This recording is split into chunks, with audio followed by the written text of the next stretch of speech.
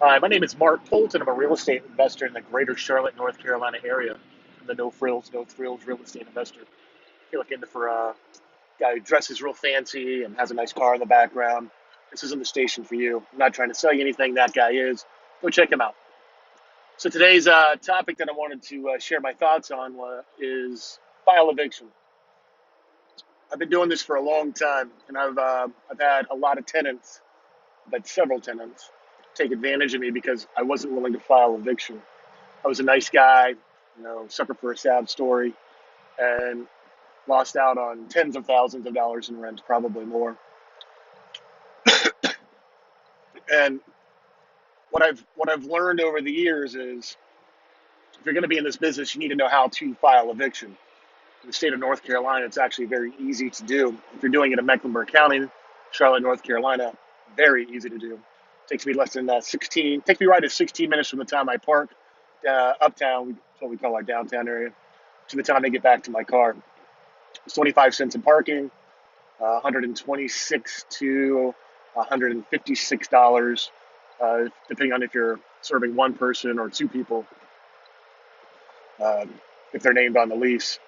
And if you're interested in that process, I've got it outlined. I'll stick it in the section below. All the instructions you need to do it in the state of North Carolina. Keep in mind that some counties may require something slightly different, maybe a different number of copies. Probably not. It should be pretty consistent throughout the state of North Carolina. But bear in mind, I've only filed in Mecklenburg County, which is the Charlotte area. So everything I have is tailored towards that, but it should work in other counties.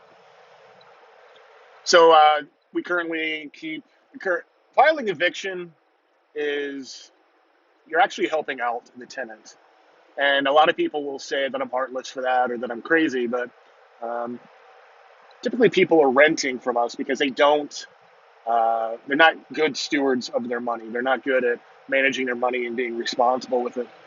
And when you file eviction, you're training the tenant. You're letting them know that, hey, your housing has to be a responsibility.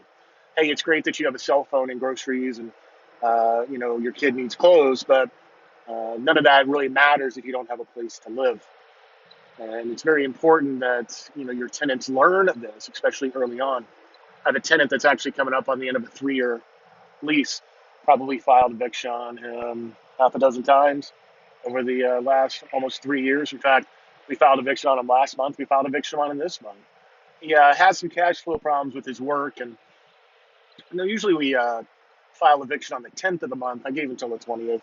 It's December, and I didn't really want to have to deal with it. I was hoping he would come up with the money, but he still hasn't. It's almost the end of the month.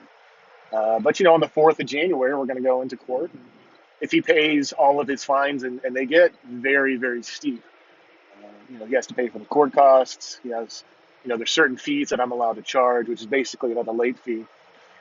So in the state of North Carolina, you can charge 5% late fee on the type of leases that we have. There's a court filing fee that you can add, which is another 5%. So the last 2 months, he's had to pay, the $126 costs. That's what it costs us to evict a single person on the lease, plus an extra 10% in late fees and filing fees, and that adds up. Don't particularly want him out of the property. Uh, it is one of our cheapest properties. I was very reluctant to charge what Rentometer was telling me was the fair market value. Just had never charged that much for such a small house, and now we charge. I mean, I think he's paying. I think we charged him $750 or something like that a month. Might have even been like $725 initially. We do have a 2.9% increase for the first 3 years. After that, it levels off. Also goes to a month-to-month lease. Uh, the state law says they only have to give 60 days notice, but we put in there that they have to give us 90. Uh, Typically, a tenant will not challenge that and actually give you 90 days notice. Something we can always work with them as well. But those fees add up quite a bit. That same house, you'd be charging at least $1,000 a month, um, and we could probably even go as high as 1,100 and still get plenty of people interested in it. Anyways, um, you have to train your tenants. You have to make them good stewards, and they need to make paying you a priority. You also need to make getting rent a priority.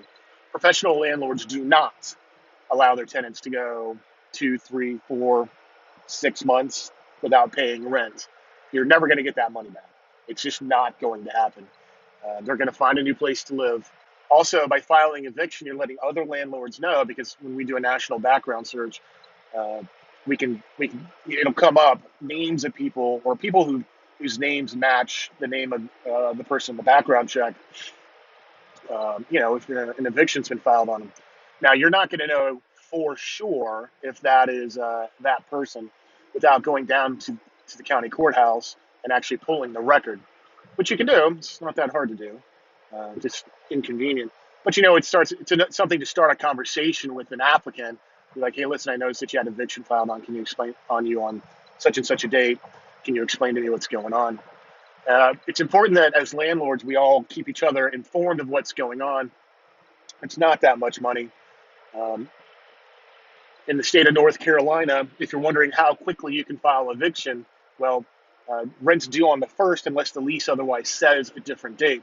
We do have an option in our leases that, for an extra $20 a month, you can pick the due date of when your rent is due. So if you want to do it on the 15th or the 10th or whatever, for an extra $20 a month, you can do that.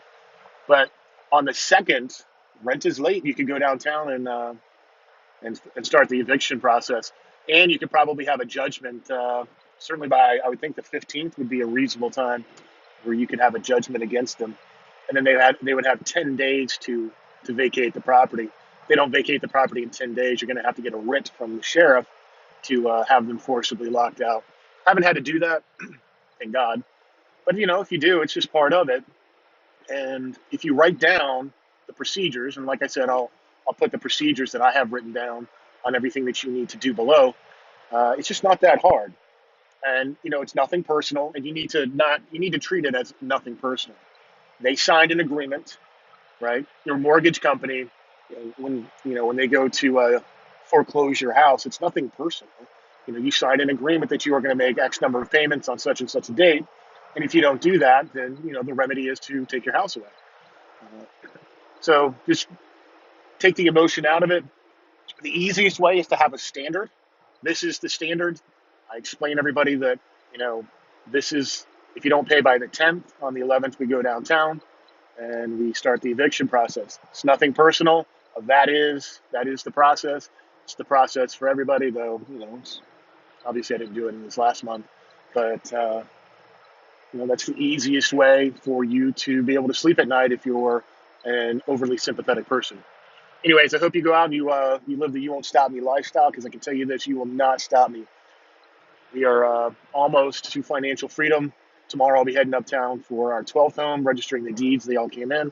I think it's $64 to do that, and then we'll be able to release the money from escrow to the sellers.